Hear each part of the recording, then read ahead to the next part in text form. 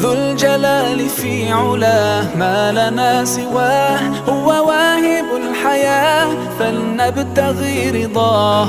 القادر الحليم الغافر الرحيم، إن قال كن يكن سبحانه العظيم. رضيت بالله ربا وبالإسلام دينا، رضيت بالله ربا وبالإسلام دينا، وبمحمد صلى الله عليه وسلم نبيا ورسولا.